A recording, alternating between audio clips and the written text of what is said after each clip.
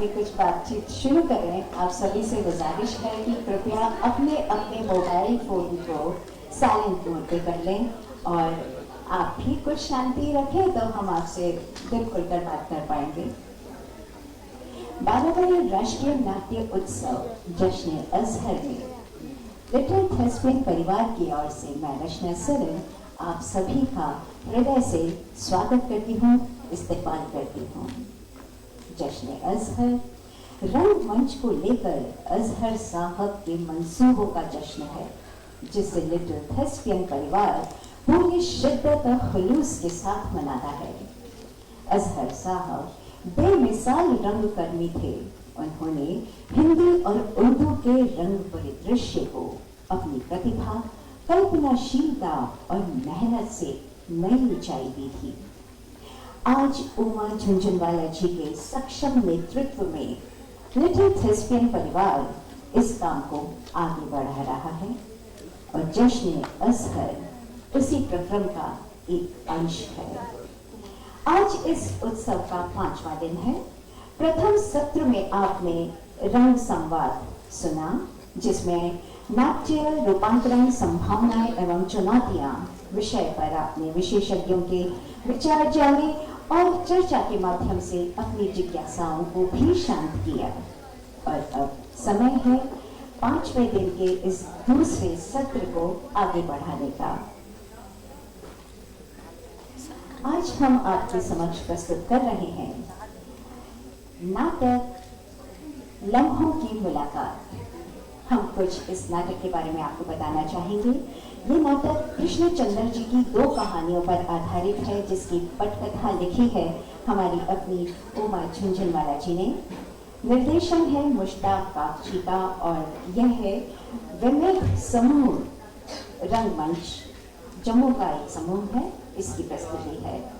विमेक रंगमंच इस संस्था के बारे में हम आपको कुछ बताते हैं।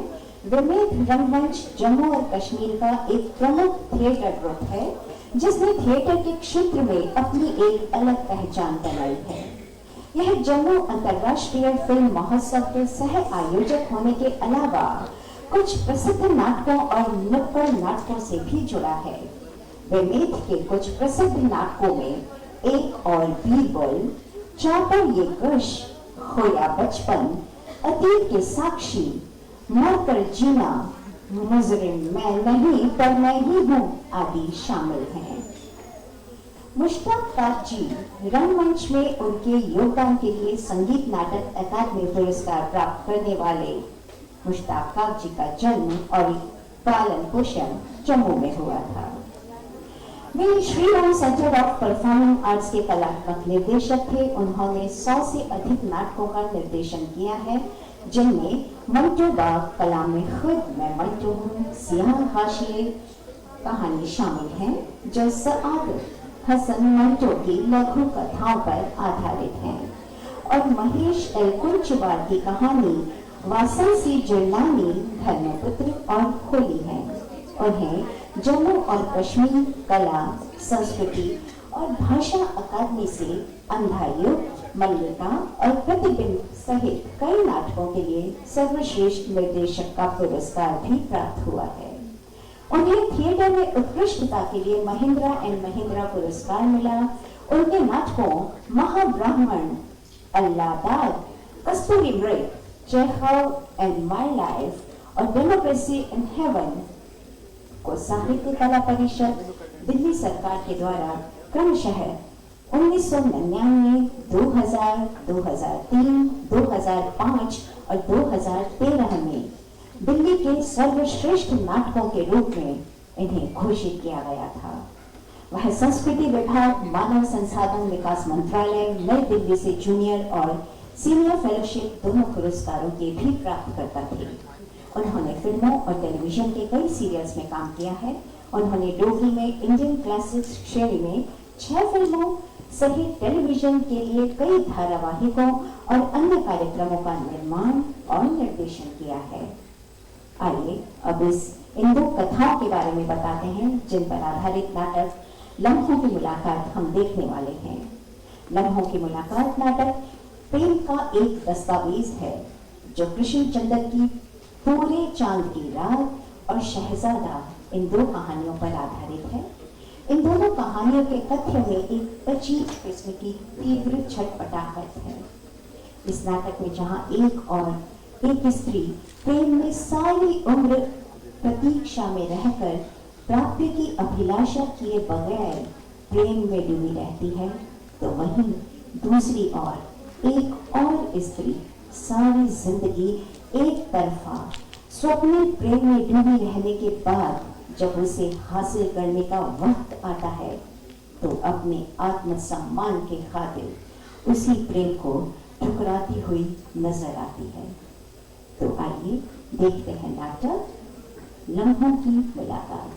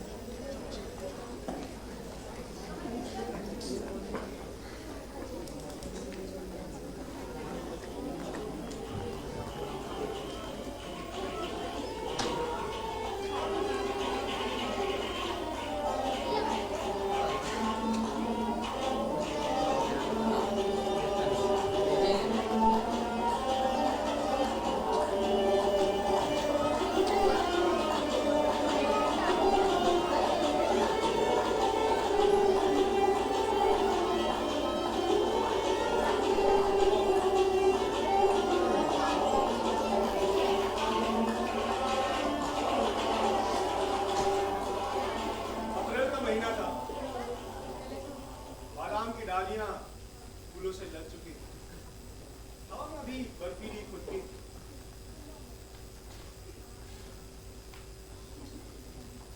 क्योंकि अप्रैल का महीना था तो पहाड़ों पर बर्फ का कोहरा था। अभी भेड़ों की आवाजों से गूंजी नहीं थी पगडंडियां, और यहाँ खामोश झील के बीचों बीच चांदनी में नहाया पुल। अब पुल पर खड़ा यूसुफ मुमताज का इंतजार कर रहा था। दोपहर से शाम हो गई थी, शाम से रात। तो रात के सन्नाटे में किसी मुसाफिर के गीत की तरह एक तारा चमक उठा। यहाँ चांद निकला और यहाँ मुमताज तेज कदमों के साथ यूसुफ के पास आकर रुक जाती है। आहिस्ता से कहती है,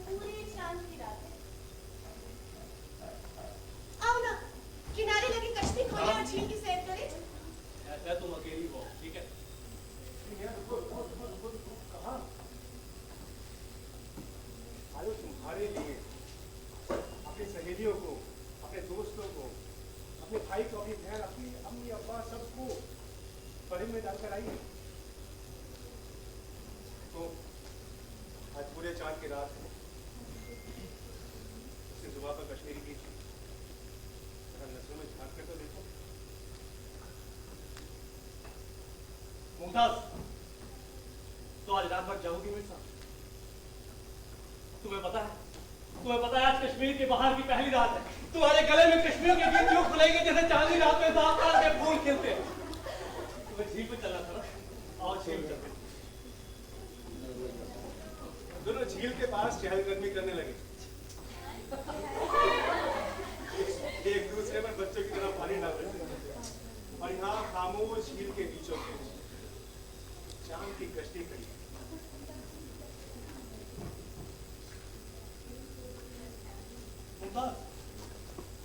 तुम वो कश्ती देख रही हो? वो कश्ती किसी के मोहब्बत के इंतजार में हजारों सालों से इसी तरह खड़ी। तुम्हारे और मेरे प्यार की मुस्कुराहट, तुम्हारी मुस्कुराहट की मुस्कुराहट, इंसान के इंसान को चाहने की आरज़ू की मुस्कुराहट, ये पूरे चांद की हुसैन पाकिज़ा रात किसी कुआरी के पेचुए जिस्म की तरह मोहब्बत के मुकद्दस लम्स की मुस्कुराहट।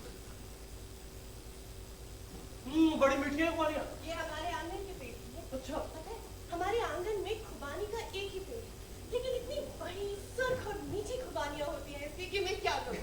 और तुम्हें मालूम है, जब ये खुबानियाँ पक जाती हैं तो मेरी सारी सहेलियाँ इकट्ठी हो जाती हैं और खुबानी खिलाने की जिद करती हैं।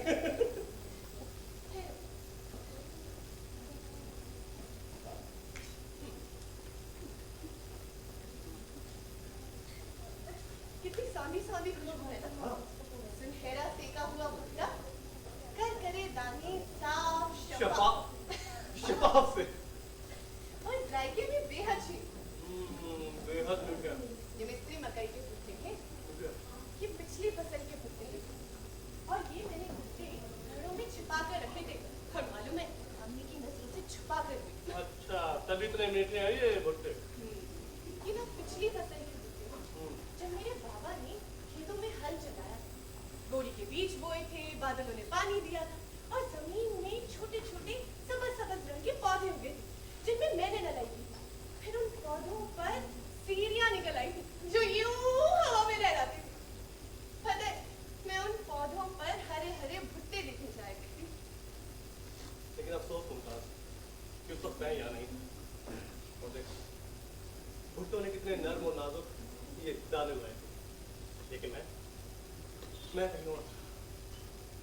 ये जवान और रवाना हो, इनका रस और पुख्ता उसका भुट्टों की मूछें जो पहले पीली थी फिर सुनहरी हो गई और आखिर में स्याही माई हो गई और भुट्टों का रंग जमीन की तरह भूरा हो गया। मुमताज मैं यहाँ नहीं था।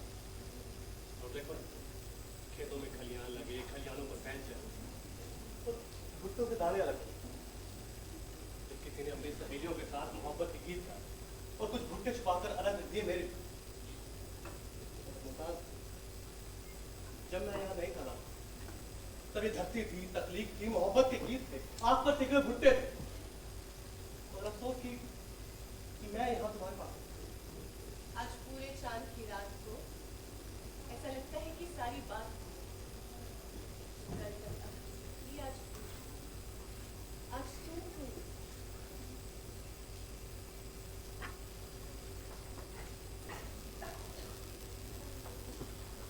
ऐसी पाकिज़ा मोहब्बत मैंने आज तक ना देखी। मतलब ये जादू था जिसने पूरे चांद की रात को और इन दोनों को यूं मिला दिया था कि फिर वो घर नहीं गए, यही जंगलों में घूमते रहे, नदी किनारे, अखरोट के पेड़ के नीचे। फिर आशिक ने यही झील के पास एक घर खरीद लिया। अभी महीना ही हुआ था कि उसे श्रीनगर जाना पड़ा इस वादे के साथ कि इतना दिन लौट आऊंगा। मगर सीसो, तुम्हें तुझे ग्रस्त खबर क्या गसान, मेरा दिल घबराता है। अरे पगली, फिर क्यों करती? मैं वादा करता हूँ कि आज 3 रोज हम दोनों अपनी कश्ती में बैठे खाना खाएंगे। वो खाना बैठ गया।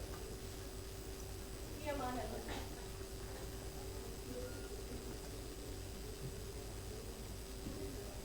अब आशिक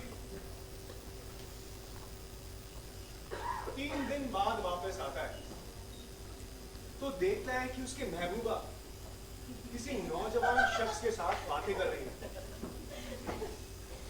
दोनों एक ही रकाबी में खाना खा रहे हैं, एक दूसरे के मुंह में लुकमे डाल रहे हैं और जोर जोर से हंस रहे हैं। आशिक ने तो उन दोनों को देख लिया था, पर उन दोनों ने आशिक को नहीं देखा था।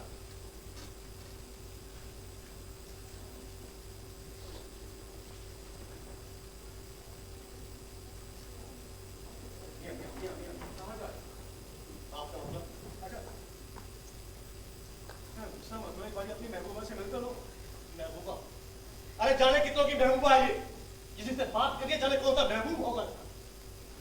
न जाने कितनी बहारें आएंगी, कितनी पूरी चांद की रातें, जब मोहब्बत एक फाहिशा औरत की तरह बेकाबू हो जाए। इस तरह नाराज ना हो। अभी तक 3 दिन पहले पूरे चांद की रात थी। देखो जैसा तुम पर और तुम्हारे इश्क पर मुस्कुरा रही है, मेरे घर में तो खिजा आ गई, जैसे हर बहार के बाद आती है। अब मेरा यहाँ क्या?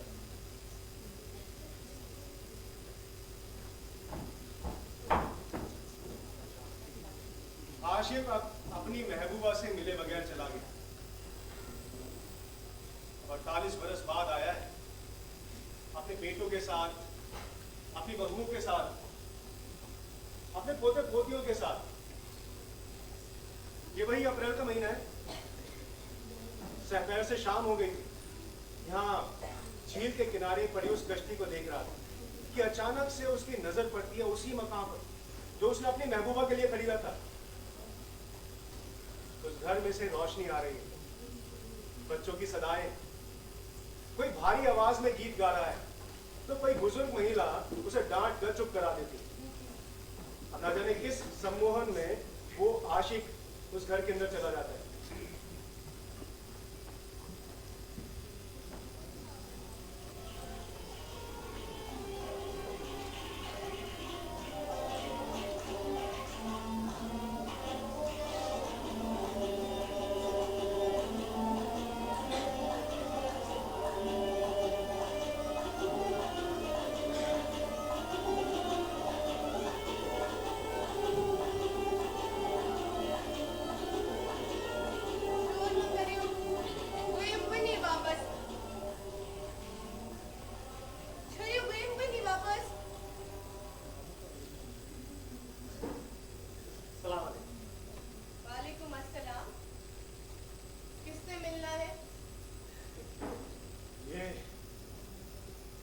ये मेरा घर।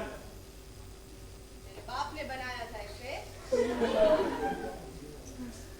जी नहीं, मेरे बाप ने नहीं बनाया, मैंने ही बनाया था। आज से कुछ 48 साल। और आप बेफिक्र रहिए, मैं आप लोगों को यहाँ से निकालने के लिए नहीं आया। वो तो बस मैं यहाँ से गुजर रहा था, ये देखा तो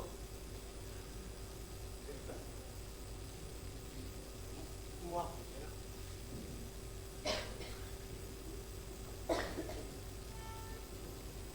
यूसुफ, शुभ जाने वाले जंगली साजन, शुभ जाने वाले जंगली साजन, आहोश है शेरे आज़म, आहोश है शेरे आज़म, आहोश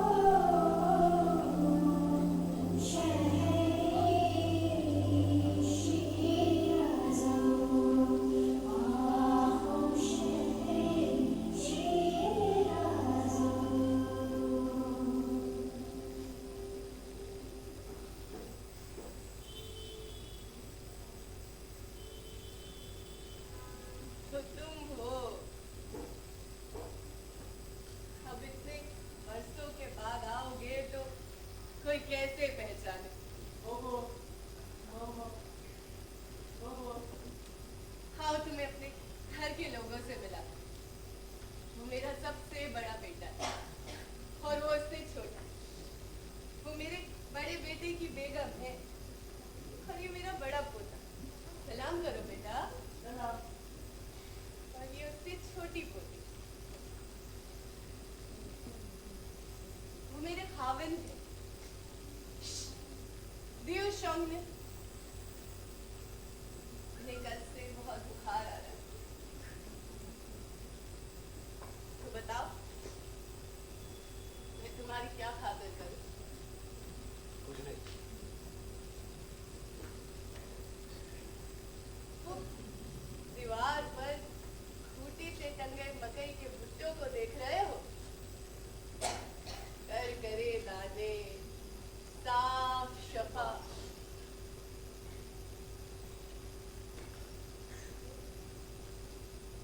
खाओगी?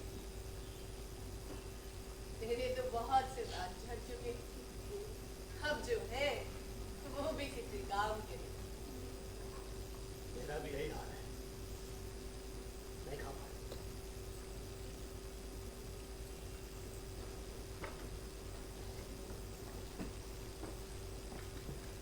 मैंने 6 बरस तुम्हारा इंतजार किया। तुम तो 3 दिन बाद वापस आने वाले थे। फिर क्यों नहीं आई तुम? मैं आया था, लेकिन तुम्हें किसी दूसरे नौजवान के साथ देखकर वापस चला गया। क्या? हाँ, तुम दोनों एक ही रकाबी में खाना खा रहे थे। तुम दोनों एक दूसरे के मुंह में लुक़्मे डाल रहे थे, बड़े प्यार से देखा था।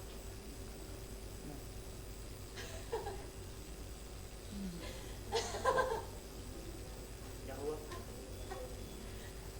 अरे अरे वो मेरा सगा भाई था। उसी रोज वो कश्मीर आया था। तुम भी वापस आने वाले थे, तो मैंने कहा रुक जाए, तुमसे मिलकर जाए। लेकिन तुम नहीं आए। मैंने 6 बरस तुम्हारा इंतजार किया। तुम्हारे जाने के बाद खुदा ने मुझे एक बेटा दिया, तुम्हारा बेटा। मेरा बेटा? 1 साल बाद वो भी मर गया। मैंने 4 साल तुम्हारा और इंतजार किया, लेकिन तुम नहीं आए। तुम नहीं आए।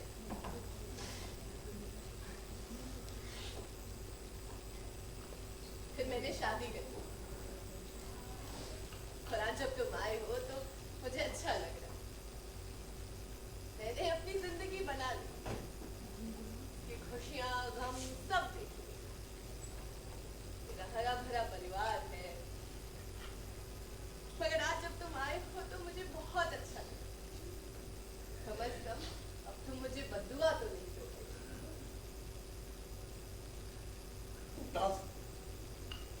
मुमताज, मैंने सोचा था कि मैं यहाँ कभी नहीं आऊंगा, इसीलिए इतने बरस यहाँ कभी नहीं आया।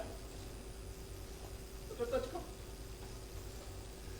कहूं तो मैं आज उस खुदा का शुक्रिया अदा करना चाहता हूं जिसने मुझे यहाँ भेजा। वरना मुमताज, मैं तुम्हें कभी माफ नहीं करता।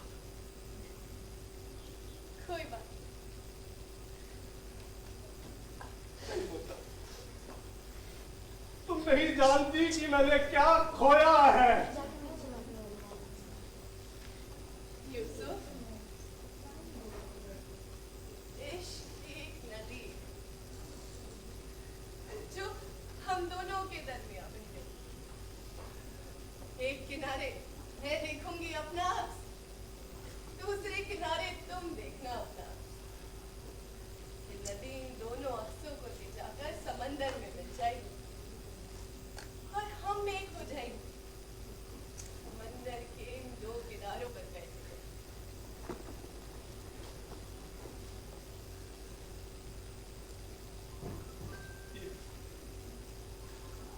ये वही कश्ती, ये दूसरी कश्ती। मैं भी कितना बेवकूफ। तो चले एक बार फिर।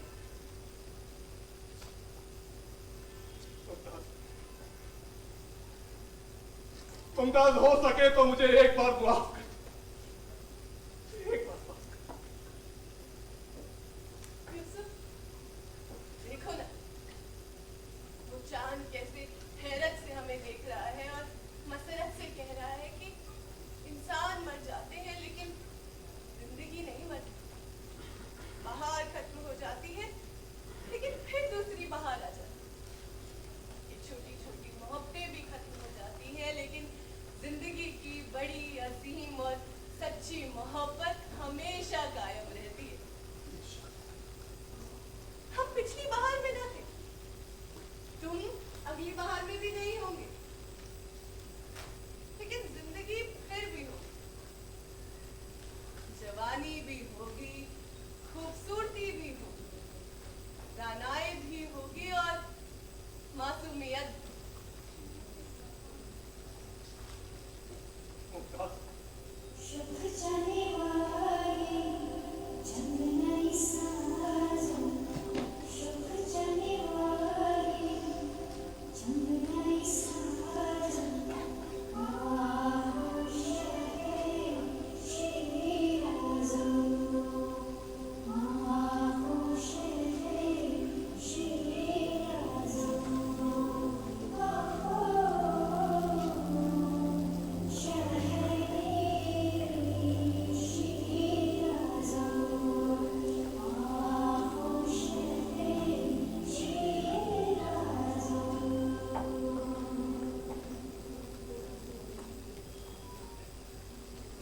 कश्तियां बदल जाती हैं मगर साहिल नहीं।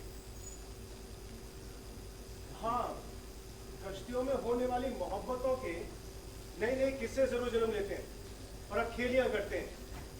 अब ये अरे तुम आराम से, अगर गड्ढे में गिर जाती किसी में तो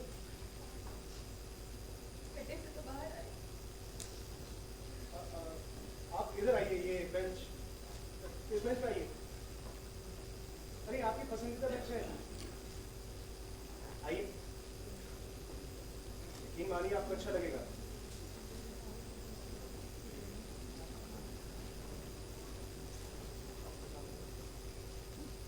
बैठिए। ये सुधा है, ना खूबसूरत ना बदसूरत, एक मामूली सी लड़की। रंग सावला है, हाथ पैर इसके साफ है। मैं ना इसकी खासियत बताता हूँ। ये है एक मामूली सी लड़की, घरेलू लड़की। सिलाई कढ़ाई में बहुत अच्छी है, पढ़ाई लिखाई में बहुत अच्छी है, खाना बहुत ही लजीज बनाती है। इसकी एक तो सहेली है सिर्फ, लड़कों से बात करने में तो इसके हाथ पैर खुल जाते हैं। इसके पिता जीवन राम, ये चांदनी चौक है, उसमें नथु वॉचेस, उसमें 30 साल से सेल्समैन है। वैसे तो उनकी हैसियत नहीं है कि इसे अच्छी तालीम दिला सके, पर वो इसलिए इसे कॉलेज भेज रहे हैं ताकि इसे अच्छा खाविन मिले, या हो सके शायद कोई अच्छा सा लड़का इसके इश्क में पड़ जाए। और जब भी वो सुधा को देखते, झुकी हुई नजरें, दुबली पतली, सिकुड़ा सा सीना, तो आ भरकर चुप हो जाते हैं।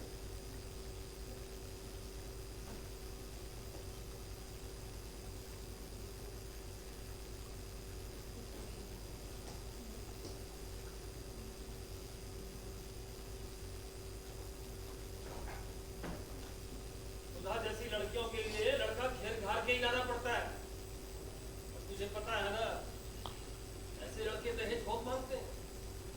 और अपनी औकात तो तू देख ही रही है, जरा सा दहेज देने की हिम्मत नहीं है मेरी। सुना है मोहब्बत की शादी बड़ी सस्ती होती है। आप उस मालिक राम की बेटी गोपी को ही देख लो, बहुत हेल्थ मिनिस्ट्री में 3रे दर्जे का क्लर्क है, मगर बेटी ने एक लखपति ठेकेदार से शादी कर ली। बोल रहे थे कि कॉलेज में साथ पढ़ते थे बच्चे, बाप क्वार्टरों में रहता है और बेटी एसी होटल में बैठ के मैके आती है। गोपी देखिए तूने, कितनी सुंदर है, बात कर रही है। और अपनी सुधा ऐसी है जैसे तू है। ऐसी लड़कियों के लिए लड़का घेर घार के पटा के लाना पड़ता है, जैसे किसी जमाने में मेरे माँ बाप ने और रिश्तेदारों ने मुझे घेरा था। तुम्हारे तो बड़े स्वभाव के बातें, हाँ नहीं तो मुझे घेर के लाइन के बात करते हैं। कैसी लड़ती रहे तू? अरे कैसी लड़की है, इसे कोई पसंद क्यों नहीं करता है? पिछली बार एक वालिदैन को पटाया जैसे तैसे, उसके लड़के ने कहा मैं लड़की को एक बार देखूंगा, बस जो एक बार देख ले वो नजर नहीं आता, वो दोबारा नहीं दिखता। क्या बात है? हाँ तो वो लड़का कौन सा बड़ा अच्छा था, के दागों का मारा टीविना था, पर भी हकलाता था। ऐसा रंग था, मगर लड़की गोरी चाहिए थी कन्नूबे को। एक बात बता, ये तूने कैसी लड़की पैदा कर दी? कोई तो पसंद क्यों नहीं करता? अरे जब देखो नजरें झुका के चलती है, घर में कोई नजरें झुका के चलता है, बोलेगी कुछ नहीं। अरे अब जवानी मिली है तो बोलो, कब बोलोगे?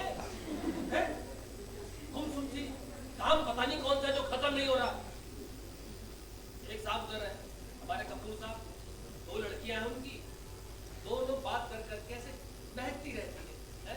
घर को गुलजार करके रखती है। अरे अपनी ये सुना है, पता नहीं कैसे देखो जी, तुम कपूर साहब की बात तो मत ही करो। उनका बाप जो है ना बच्चियों का सुपरिटेंडेंट है, घर में 400 रुपए लाता है और मेरी बेचारी बच्ची के पास क्या है? 2 कमीज। उनकी बेटियों को देखा दिन में 3 सूट बदलती है। दिक्कत यही है, तू सूट देखती रहेगी, लोग की तनख्वाह देखती रहती है। अच्छा, कपूर साहब तो मुझसे ज्यादा कमाते हैं। इसकी हालत देख ले, तोताराम, ये तो माली है, इसकी कितनी तनख्वाह बता? इसकी लड़कियों के पास कितने सूट है? एक सूट में घूमती रहती है वो। उसकी शादी भी तय हो गई है। लड़का ढूंढ लिया उन्होंने। और क्या, तोताराम कल मिला था मुझे, कह रहा था लड़के ने इसे पसंद किया, कॉलेज में इसके साथ पढ़ता है। मैंने भी यही सोचा था। अरे मैंने कहा हमारे बस का नहीं है, कॉलेज जाएगी, वहाँ कुछ दोस्त बनाएगी, हो सकता है कोई लड़का इसे पसंद कर ले। एक कॉलेज में भी ऐसी गुमसुम घूमती रहेगी तो कौन इसे पसंद करेगा? किस्मत ही खराब है। इसमें मैं क्या कर सकती हूँ? उनका कुछ बनता है। मामले को पटा के रखा है, उतर का लालच दिया है मैंने कहा शादी का मंगनी का सारा खर्च मैं देखूंगा, मेरे घर में जो कुछ है थोड़ा बहुत रुपया पैसा सोना तक दे दूंगा। मान दे तो राजी हो गए। वो कह रहे थे भाई लड़का एक बार लड़की को देखेगा, तो पता ही है ना देखने के बाद क्या होता है। इस बार थोड़ी जिम्मेदारी ले, ठीक है ना? इस बार इसे ऐसे तैयार करके ला कि इस बार मुझे ना नहीं सुननी से। लड़के का नाम था मोती, बिल्कुल मोती की तरह खूबसूरत, उजला सा, घुंघराले बाल, ब्राउन सूट पहनकर सुधा को देखने आया। और सुधा को देखने के बाद कहता है अपनी बहनों से कहना बेटा, नहीं है इन्हें। हाँ, कहते हैं लड़की पसंद नहीं है इन्हें। खुद को तो बड़ा यूसुफ समझता है, अपनी रंगत पर इतराता है, पर अपने पकौड़े जैसी नाक नहीं देखता, अपने बच्चों जैसे घुंघराले बाल नहीं देखता, बहनों को नहीं देखता। एक तो महंगी थी, सफा महंगी, और दूसरी मोटर तुर्की वाली, शक्ल से एकदम चुड़िया लगती थी। और दूसरी ये बाल देखे थे तुमने? ये बनिए की मोई के पोचड़े, मेरी बच्ची को बोलेंगे कि पसंद नहीं है। कुछ भी होगा, कुछ नहीं हो सकता। आप आओ, मैं ढूंढूंगी अपनी बच्ची के लिए लड़का। मोती के इनकार करने के बाद सुधा के दिल पर क्या बीती है किसी को नहीं मालूम था। और उसने अपने जीवन में पहली बार किसी के साथ इश्क किया था, ये भी किसी को मालूम नहीं था। तो सुधा अब दफ्तर से आसिफ अली पार्क में आती थी, आधा पौना घंटा बैठती, थोड़ा सा ताज़ा दम होती और फिर वो घर जाती थी। उस दिन वो यहीं बैठी अपने आंसुओं को बादलों में तब्दील कर रही थी। एकाएक उसे ऐसा लगा जैसे उससे कोई बातें कर रहा है। तुम यहाँ क्यों बैठी हो सुधा? वो भी अकेली? उसने आंखें खोली तो देखा मोती सामने खड़ा मुस्कुरा रहा है। तो तुम्हें मेरे इनकार पर गुस्सा आ रहा है, मैं जानता हूँ। बुरा भी लग रहा हो। इसमें रोने वाली क्या बात है? हर इंसान को अपनी पसंद और नापसंद का हक है सुधा। चलो तुम बताओ, हक है क्या? हाँ हक है, बिल्कुल हक है। पर तुमने मुझ में ऐसा देखा ही क्या था जो तुमने मुझे नापसंद कर दिया? क्या तुमने मेरे हाथ का बनाया हुआ फुल्का खाया था? मेरा बनाया हुआ मटर पुलाव चखा था? और वो बच्चा जो तुम्हें देखते ही मेरी कोख में हुमक आया, मेरे चेहरे के सपाट बन से डर गए। तुमने उस बच्चे का हुस्न क्यों नहीं देखा? तुमने वो बात क्यों नहीं देखी जो तुम्हारी शर्ट में बटन आ गया था? तुम मेरे चेहरे की रंगत से डर गए। तुमने उस स्वेटर का उतना रंग क्यों नहीं देखा जो तुम्हारे लिए बुनना चाहती थी? तुमने मेरी हंसी नहीं सुनी, मेरे आंसू नहीं देखे, मेरी सहानत नहीं देखी। मेरी उंगलियों को अपने खूबसूरत घुंघराले बालों में लरसते हुए नहीं। तो फिर तुमने मुझे नापसंद कैसे कर दिया? सब कुछ सुधा इतना सब कुछ कह गई, उसे तो अभी यही मालूम था कि वो रो रही थी और बातें कर रही थी। सुधा को ऐसा महसूस महसूस हुआ जैसे उसका सर मोती के कंधों पर आकर गिर गया। अब दिन गुजर गए, साल गुजर गए, तो माँ बाप को लगा कि शायद सुधा किसी के इश्क में है। तो माँ ने चुपचाप जहेज इकट्ठा करना शुरू कर दिया और जीवन राम उस दिन का इंतजार करने लगा। मगर सुधा ने कुछ बताया ही नहीं, तो माँ ने थक हार कर एक दो वर्ड ढूंढे और सुधा ने साफ इनकार कर दिया। क्योंकि सुधा अब मोती के ख्यालों में मानो जीती नहीं थी, बहती थी। जिस दिन से तुमने शादी के लिए इनकार किया, उस दिन से सिर्फ मेरा जिस्म ही नहीं, मेरी रूह भी बर्फ पानी सी हो गई। मैं शर्मिंदा हूँ। हाँ तुम शर्मिंदा हो, मगर मेरे घर वाले, घर के बाहर मोहल्ले वाले, मेरे दफ्तर वाले, वो तो यही समझते हैं कि सुधा कुछ महसूस ही नहीं कर पाती, बल्कि वो तो दफ्तर के काम के लिए बिल्कुल मुनासिब लड़की है। ना किसी से इश्क करे, ना किसी को इश्क की तरकीब दे। मैं तुम्हारा गुनहगार। तुम जानते हो मेरे दफ्तर वाले क्या क्या कि मेरे मजाक उड़ाते हैं। वो कहते हैं कि जो शख्स सुधा से शादी करेगा ना, उसे पहाड़ों पे जाने की जरूरत ना होगी। अरे सुधा मेरी बात। इश्क जो ना कराए। अब सुधा अपने ख्यालों की लहरों में दूर तक तैरती हुई चली जाती थी। अब उसे ना तन्हाई का डर था, ना अंधेरे, बल्कि वो तो उसके सच्चे दोस्त बन गए थे। अब सुधा घर देर से लौटा करती थी।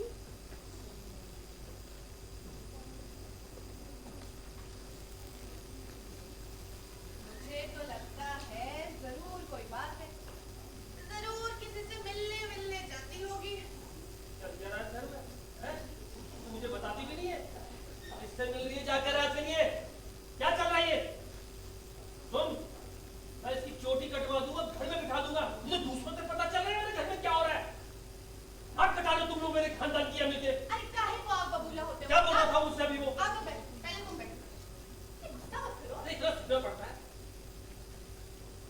तुम्ही ने तो कहा था हाँ, कि तोता राम की बेटी ने अपना पति खुद ढूंढ लिया। तो तो शुक्र मनाओ कि सुधा को भी किसी ने पसंद कर लिया है। अब तो तुम दहेज की तैयारी करो। हाँ, नहीं तो मैं वो लड़के से शादी करेगा? कौन है, क्या करता है, कुछ पता भी उसके बारे में? अरे मुझे कुछ नहीं पता, सुधा के बताते ही इसके हाथ पीले करवा देंगे।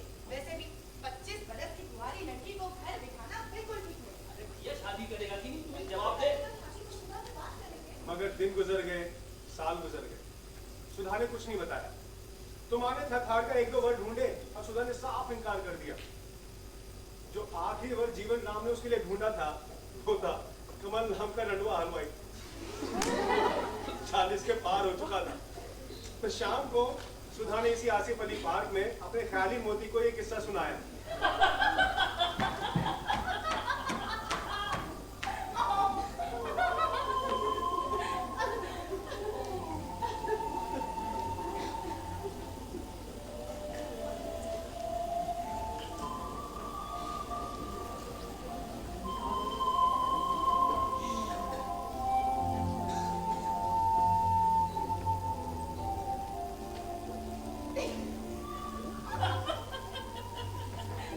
और भी कुछ नहीं तो बुड्ढा हलवाई ढूंढ कर लिया है।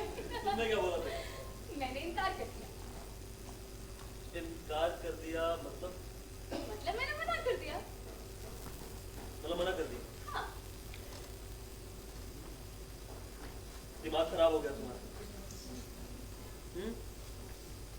अगर हाँ बोलती तो जिंदगी भर आराम से रहती। बढ़िया बढ़िया मिठाइयाँ खाती सो। अच्छा। मैं छोड़ देती। अरे मैंने भी तो तुमसे शादी देखी ना। तो क्या हुआ? तुम मेरे करीब तो हो, शादी से भी ज्यादा मेरे करीब, हर वक्त मेरी मुट्ठी में हो। बात तो तुम बिल्कुल सही कह रही हो। मैं हर वक्त तुम्हारी मुट्ठी में बंद हूँ। तुम जब चाहो मुझे बुला लेती हो और मैं आ भी जाता हूँ। पर पहले ऐसे नहीं थे, बड़ी मुश्किल से आते थे बुलाने। हाँ पहले ऐसी मोहब्बत भी तो ना। अच्छा मुझे लगता है किसी के दिल को समझने के लिए सुधा थोड़ा वक्त लगता है। बहुत बड़ी बड़ी बातें करनी आ गई। अब ये बताओ कल कहाँ मिलोगे? हाँ हाँ मैंने डिसाइड किया कल हम मिलेंगे लवर्स लेन में। नहीं, हमेशा वही जाते हैं, कहीं और। अच्छा वो टिल्ले में घोड़ों की नुमाइश है।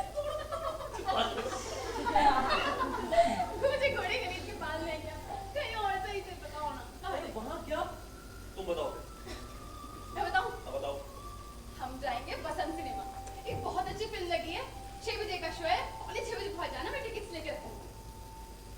फिल्म देखा? हाँ। एक्शन। टिकट बंद। नहीं, ये फिल्म तो मैं तुम्हें दिखाऊंगा। तुम कोई और से दिखा देना ना। मैं तुम्हें कब मना करती हूँ, बस तुम टाइम से पहुंच जाना। 6 बजे का शो है, 5:45 बजे। अब मैं जा रही हूँ, घर पे बवाल हो जाएगा। कहाँ? घर जा रही हूँ, चलोगे क्या? अब आहिस्ता आहिस्ता लोगों को सुधा में तब्दीली नजर आने लगी थी। मतलब जो उसकी पहले मैली मैली की आंखें हुआ करती थी, वो अब उजली हो गई थी। सीने में उबार था, कमर में लचक थी। उसके कपड़े जो थे मतलब साफ सुथरे हुआ करते थे, होते थे कम कीमत वाले पर उम्दा सिले हुए। लेकिन किसी की हिम्मत नहीं होती थी कि सुधा से कुछ पूछ सके।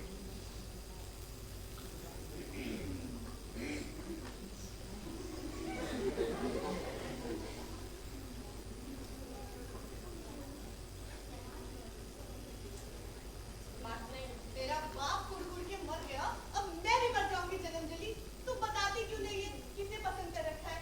तुझे पता है मोहल्ले वाले तरह तरह की चिमगोइयां कर रहे हैं। तू कमा कर लाती है तो क्या हुआ, अपनी मनमर्जी चलाएगी। तेरे भाइयों की शादी हो गई, वो अपनी बीवियों के साथ साथ अपनी अपनी मुलाजमतों की ओर रवाना भी हो गए। यहाँ तक कि तेरी छोटी बहन की भी शादी हो गई, पर तू ना जाने किससे नाल भटक के कर रही है। गोरा रंग है, घुंघराले बाल है, हंसता है तो मोती झड़ते हैं। अच्छा, काम क्या करता है? तनख्वाह कितनी है? एक फर्म में मैनेजर है। मैनेजर की तनख्वाह जानते हो कितनी होती है? सुधा, तेरी फर्म में मैनेजर है? नहीं, मेरी फर्म में कोई इतना खूबसूरत आदमी नहीं है। तो तूने पहले क्यों नहीं बताया? बाप मर गया, तुझे जरा सी भी ममता नहीं आई। अच्छा एक काम कर, मुझसे ना तू उसको मिलवा और उसको चाय पर घर ही बुला। कल ले आओ उसे घर पर। नहीं। मैं सारी तैयारी करके काम रखूंगी। करती हूँ ना, ऑफिस से सीधा उसके साथ में फेरे लगा के आ जाती हूँ। ठीक है, जाने दो। सुधा, हाँ, शाम को ले आओ, तैयारी कराएगा फेरी हो। मगर सुधा किसी को नहीं लेके आई, ना उसने फेरे लगाए। अब सुधा की माँ इसी गम में कुट कुट कर मर गई। अब सुधा की उम्र हो गई थी 35 साल। अब वो मांग में सिंदूर भरने लगी थी, माथे पर सुहाग की बिंदी लगाती थी। लोगों को ये तो नहीं मालूम था कि उसकी शादी किसके साथ हुई है, कब हुई है, पर ये जरूर मालूम था कि उसकी शामें किसी के साथ गुजर रही है।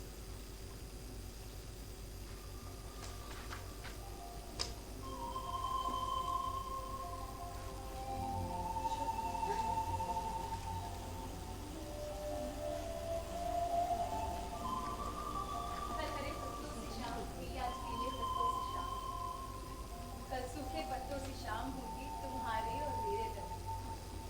पत्तों का होना एहसास है तुम्हारी मौत, रंगों का बदलना आकाशी है हमारे मिजाज। ये रंग कल शाम भी थे, आज शाम भी है, कल शाम भी है, तुम्हारे और मेरे दरमियान। ता जिंदगी ये पत्ते रहेंगे तुम्हारे और मेरे दरमियान। चल छूटी। मैं सच बोल रहा हूँ। अच्छा जानते हो आजकल लोग क्या कहते हैं? लोग क्या कहते हैं? वो कहते हैं कि सुधा न जाने किसके साथ अपनी शामें गुजारती है। अच्छा, तो बता दो। नहीं, मुझे तो ऐसे ही अच्छा लगता है। वो कहते हैं कि जब चारों ओर नींद गालिब हो जाती है, तो बुनूदगी से लबरेज लम्हों में कोई सुधा से मिलने आता है, हौले से दरवाजा खटखटाता है और धीरे से अंदर चला आता है। अच्छा, और क्या क्या कहते हैं? नहीं, अब तुम कहो। मैं तो तुमसे ढेरों बातें करना चाहती हूँ, पर वो सब बातें अधूरी रह जाती हैं। तुम्हारे 2 लफ्जों में ही समा जाती है मेरी पूरी लुगत। मेरे 4 लफ्ज बेमाने हो जाते हैं। तुम्हारे 2 लफ्जों की वुसअत माप जाती है मेरे वजूद के साथ रंग। मेरे 4 लफ्जों का कैनवस पड़ जाता है छोटा तुम्हारे आगे। तुम्हारे 2 लफ्जों से लिपट मेरी रूह दीप्तिमान हो चमकने लगती। मेरे 4 लफ्ज लज्जाए, शर्माए, छुपाते हैं पैवन से एहसासात। इसीलिए जाने आज तुम कहो और मैं सुनूं, क्योंकि तुम्हारे 2 लफ्ज ज्यादा महत्वपूर्ण मेरे 4 लफ्ज। एक बात बताओ, तुमने मुझसे शादी क्यों नहीं की? एक बार इनकार करने के बाद तुमसे शादी नहीं की जा सकती। हाँ, मोहब्बत हो सकती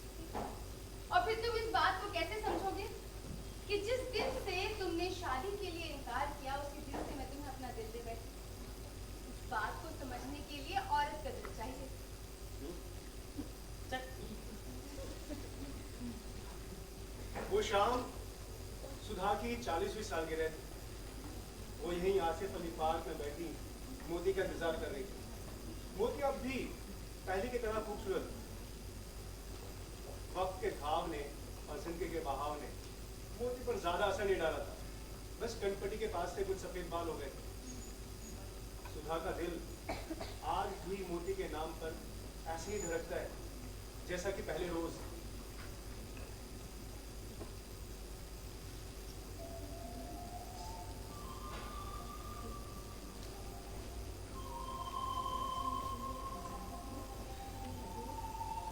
आज तुम 40 साल की हो गई हो सुधा।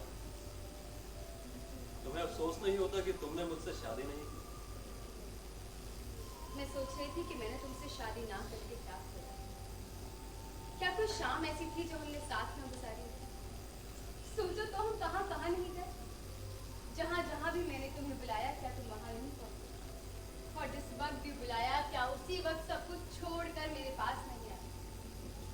अगर शादी का नाम रिफाकत है तो वो तो मुझे हासिल है। और फिर ये भी तो सोचो कि हमारी इस तवील रिफाकत में तुम्हारा और मेरा एक बार भी झगड़ा हुआ। मैंने तुम्हें हमेशा यूं ही मुस्कुराते हुए और मेहरबान पाया। साल हर साल जब भी मेरे हाथों को तुम्हारे हाथों की जरूरत, तुम्हारी उंगलियों के लम्स को मैंने अपने जिस्म के रोए रोए में महसूस किया। तुम्हारे फूल मेरे बालों में रहे, तुम्हारे बोसे मेरे होठों में, तुम्हारी वफा मेरे दिल में। क्या कोई औरत मोहब्बत में से ज्यादा पा सकती है?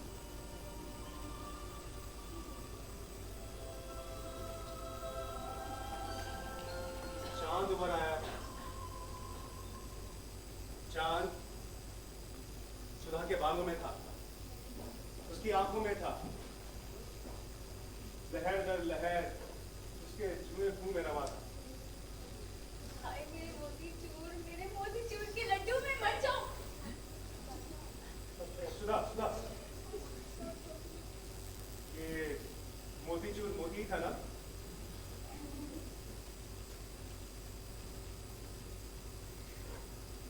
जब तुम उससे बातें कर रही थी तो ऐसा लग रहा था कि तुम्हारी जिस्म और जान मोती के बाहों में हो। आप ये सब कैसे जानते? कौन है? मैं मुसन्निफ हूँ, अपने किरदारों को पढ़ता हूँ। क्या मुझे भी पढ़ सकते हैं? मेरा चेहरा पढ़ सकते हैं? तो बताइए क्या लिखा है मेरे चेहरे पर? तुम्हारा पुरमुसर्रत गनोदी आमेज चेहरा बता रहा है कि तुम अभी मोहब्बत में हो। तब तुम्हारी जिंदगी तुम्हारी शामों की तरह मुकम्मल है। पता है, किसी की जिंदगी में कभी इस तरह से लम्हे नहीं आते, और जब आते हैं तो इस तरह से आते हैं कि सारी जिंदगी इन्हीं लम्हों की होती है। तुम ऐसा ही महसूस कर रही हो ना? हाँ ठीक है, मैं बिल्कुल वैसे ही महसूस कर रही हूँ। आप तो जादू कर रहे हैं। मैं एक अदना सा मुसल्लिम हूँ।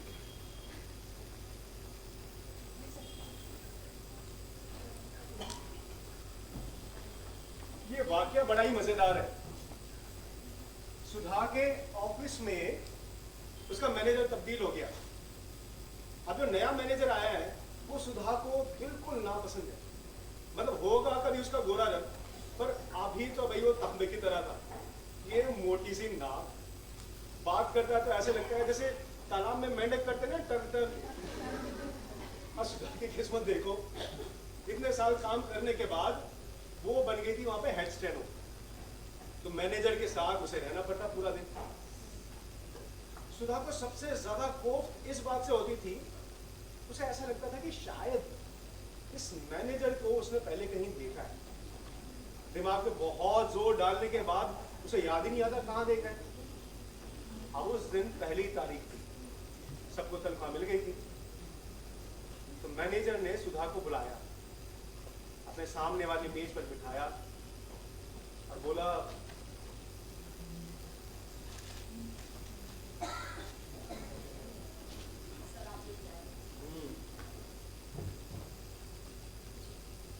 आज जब तुम्हारी तरक्की की फाइल मेरे सामने आई तो मुझे मालूम हुआ कि इस दफ्तर में तुम सबसे पुरानी मुलाजिम हो, जानकर खुशी हुई। तुम्हारा नाम सुधा है। तुम वही सुधा हो जिसके पिता का नाम जीवन राम है। जी सर, मेरे पिता का नाम मेरे डॉक्यूमेंट्स में लिखा हुआ है। तुम समझे नहीं। तुम अपने पिता के साथ मोहल्ला जिनदा में रहती थी, है ना? जी हाँ। मैं एक रोज तुम्हारे घर आया था। तुम्हें देखा था, तुमसे बात नहीं की थी। उस समय तुम एक मामूली सी लड़की थी, लेकिन अब तुम एक खूबसूरत औरत बन चुकी हो। मैं एक रोज तुम्हारे घर आया था, तुमसे बात नहीं की। कब आए थे? कब? सुधा,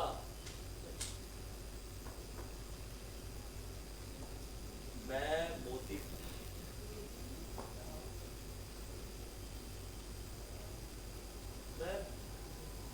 मैं बड़ा बदनसीब था जो तुमसे शादी न की। तुम्हें देख ना सका, तुम्हें समझ ना सका। इन चंद लम्हों में कोई क्या जान सकता है।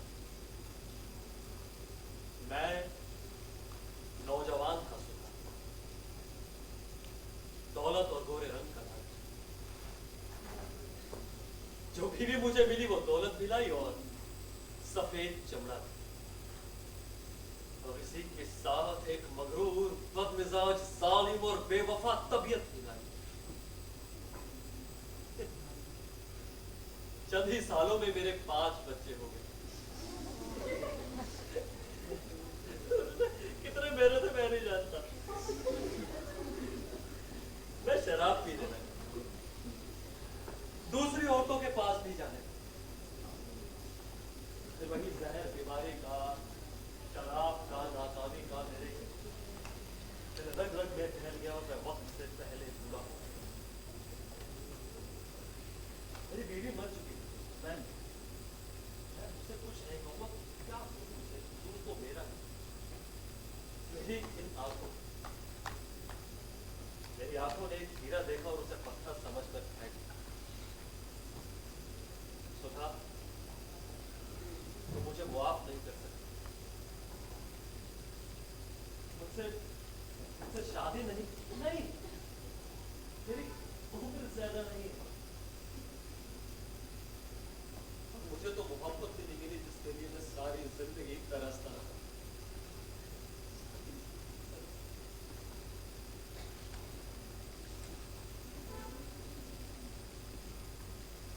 तुम्हें याद है जब तुम पहली बार मुझे देखने आए? तुम मुझे देखकर मुस्कुराने लगे, तो मेरा दिल जोर जोर से धड़कने लगा। रात भर तुम्हारा मुस्कुराता हुआ चेहरा, तुम्हारा बावकार जिस्म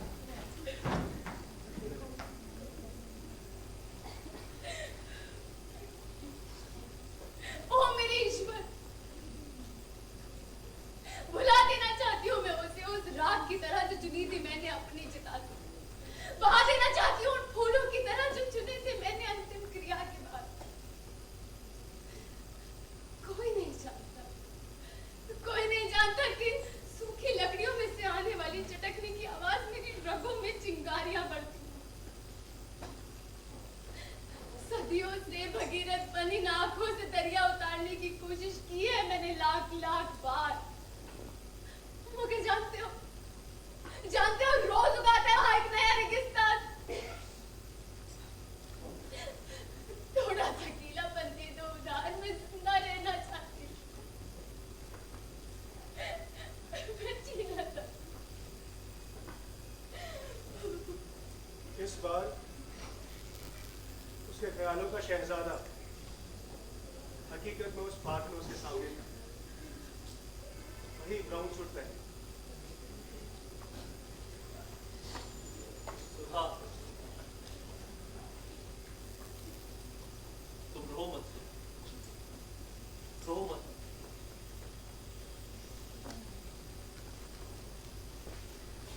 जानते हो, मैं सदियों से अपनी एक तिलिस्मी दास्तान बुनती आई। उस दास्तान में से रोज एक बाप पढ़ती, रोज एक बाप जीती और रोज एक बाप मर भी जाती। हर रोज एक ही बाप को जीना, पहना, बहा देना मेरी जिंदगी का तिलिस्म रहा है। आज तुमने उस तिलिस्म को तोड़ दिया, तिलिस्म को तोड़ दिया।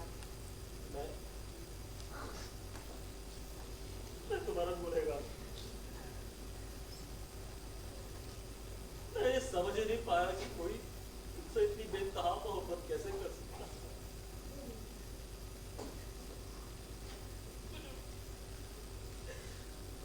माफ कर दो सुधा, मेरी बात,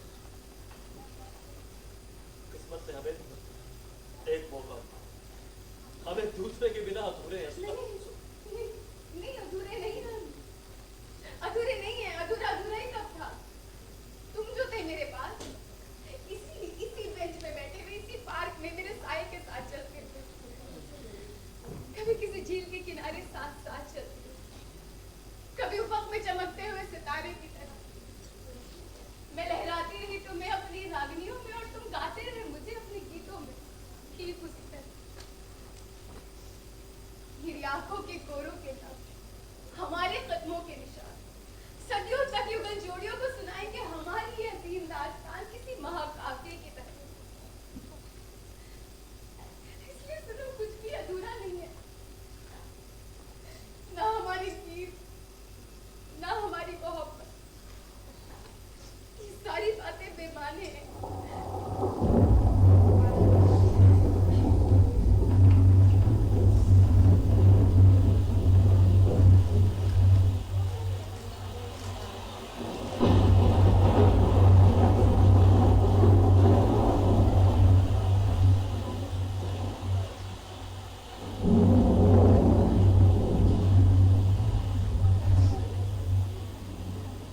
बरसों मेघरानी बरसों, झिम झिम करके बरसों, घन घन करके बरसों, जोर जोर से बरसों, धीरे धीरे बरसों, मगर एक बार बस इस बात का जवाब, फिर नहीं कहूंगी कुछ भी, जो जी मैं करना, बहना, बहा देना या अपने आलिंगन में सबको भर दे, बस इस बात का जवाब। ये जो आग लगी है मेरे अंदर, क्या एक ही दिन में बुझ पाएगी कभी? कब बुझ पाएगी? कुछ इश्क था, कुछ मजबूरी थी, सो मैंने जीवन गवा दिया। कुछ इश्क था, कुछ मजबूरी थी, सो मैंने जीवन गवा दिया। मैं कैसा जिंदा आदमी था, मैं कैसा जिंदा आदमी था, एक शख्स ने मुझको मार दिया। कुछ इश्क का कुछ मजबूरी, सो मैंने तो जनाब, लम्हों की मुलाकात यहीं खत्म होती है।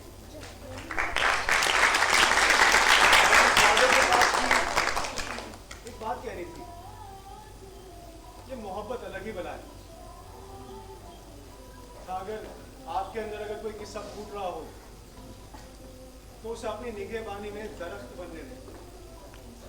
ना जाने उसकी छांव किसको सुकून दे।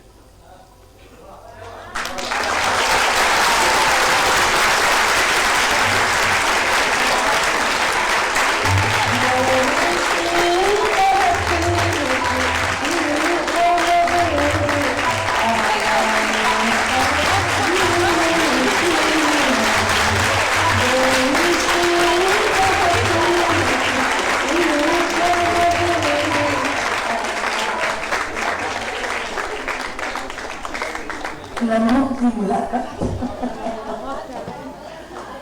लम्हों में खत्म नहीं हो सकती, सदियां चाहिए जीने के लिए। मुसाफ भाई, आप प्लीज मंच पर आए।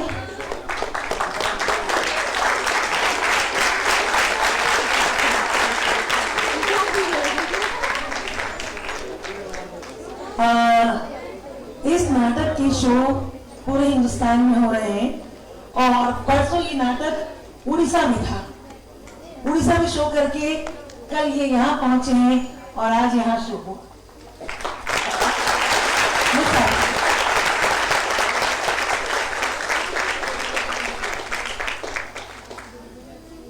पहले भी बहुत कुछ बोल चुका हूँ, अब और क्या था बोलने।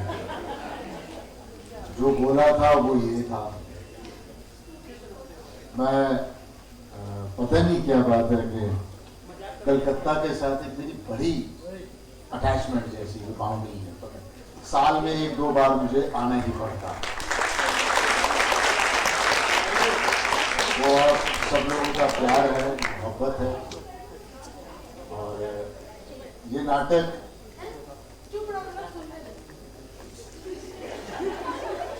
सुनाने आया है। वो जो हम लेखनी की और चैलेंज की बात थोड़ी देर पहले कर रहे थे ना, उमा जी को मैं 1 हफ्ते से ज्यादा टाइम नहीं देता हूँ नाटक लिखने के लिए, और सिर्फ फोन करता हूँ कि उमा ये कहानी है। अच्छा भैया कितने 15 दिन? नहीं 15 नहीं। इस नाटक को 1 हफ्ते में लिखा मैंने।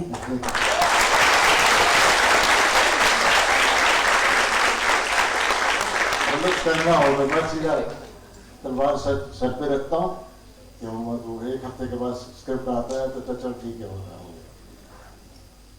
लेकिन इस सब के पीछे इन बच्चों की मेहनत है सबकी। और थोड़ा सा आज मैंने इस नाटक को पूरे तरीके से बैठ के देखा कि बच्चे करते हैं। और मैं पहले चाहूँगा कि नाटक के बारे में क्या कहूँ, प्रैक्टिकल है। उमा जी ने लिखा। और उमा, मैं ये बता दूं कि भीगी औरतों में भी ये 2 लड़कियां हैं। मैंने एक और नाटक लिखा 1 हफ्ते के दौरान, भीगी औरतें, जिसका मुश्ताक भाई के निर्देशन में शो हो रहा है। ये 3 घंटों का नाटक है, उसका भी एक ड्राफ्ट शो हुआ है और उम्मीद है आगे होगा उसका शो। मेरे इस प्रोडक्शन को लेके, पूरे नाटक को लेके मेरे साथ डायरेक्शन में एसोसिएट रहते हैं विकास बारी जी। विकास इसी साल विकास बारी जी को संगीत नाटक अकेडमी बिस्मिल्लाह खान अवार्ड से नवाजा गया है।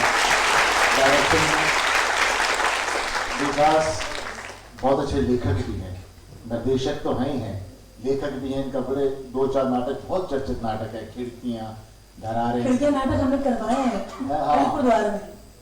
तो पिछले दौरान आप ही ने बुलाया था इनमें, और मैं चाहूँगा विकास आर्टिस्टों का परिचय वो।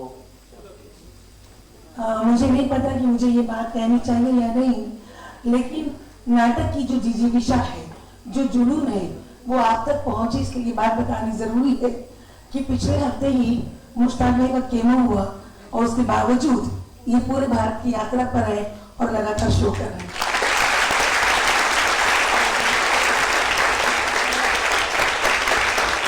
आप सब और भी तारीफ हो जाए।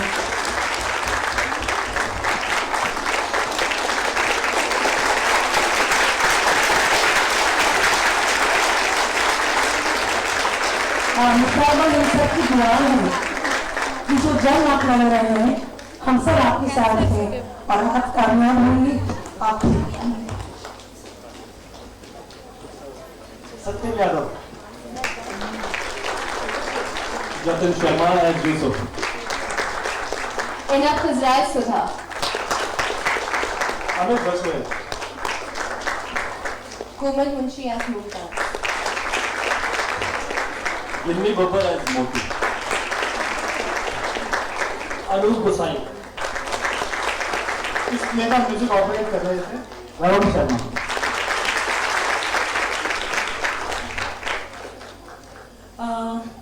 मैं हमारे अजहर आला मेमोरियल ट्रस्ट की जो मुख्य ट्रस्टी हैं सुमित्रा झुंझुनवाला, मैं चाहूंगी मंच पर आए और मुश्ताक भाई का सम्मान करें। आइए।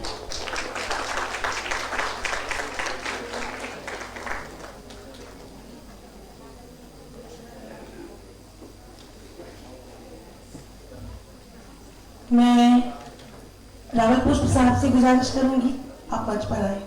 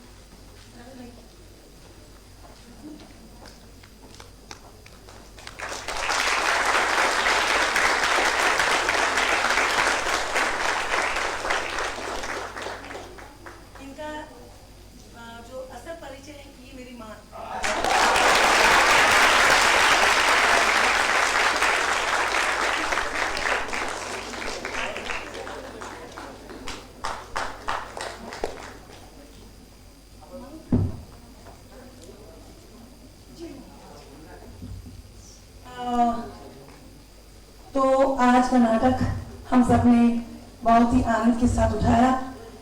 आज की सभा हम अगले दिन की ओर लेके जाएंगे, समाप्त नहीं करेंगे।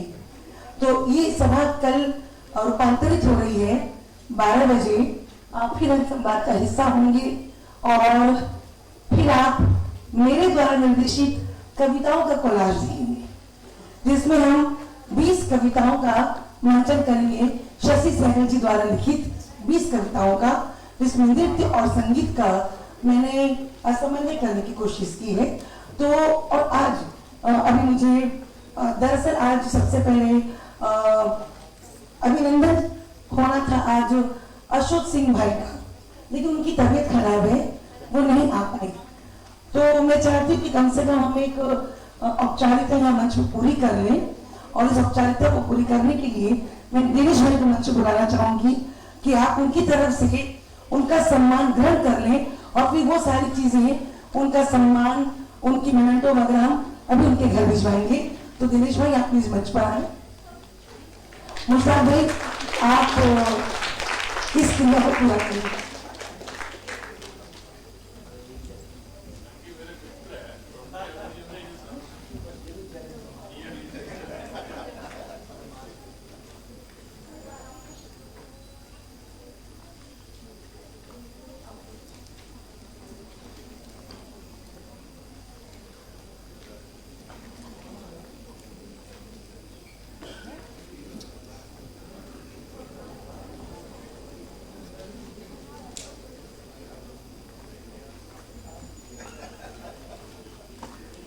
अशोक भाई की तरफ से दिनेश भाई इसे स्वीकार करेंगे।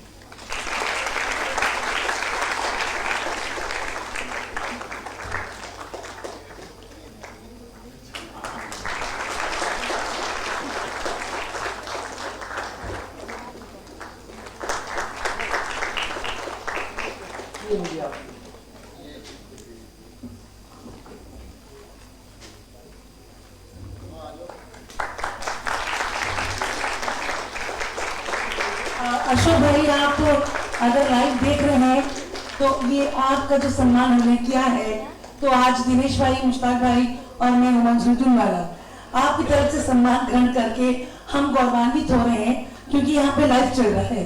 तो अशोक भाई आप तक हम सबका नमस्कार पहुंचे। अशोक भाई मेरे मित्र हैं, सीनियर हैं, उन्होंने बहुत अच्छे अच्छे नाटक खेले हैं।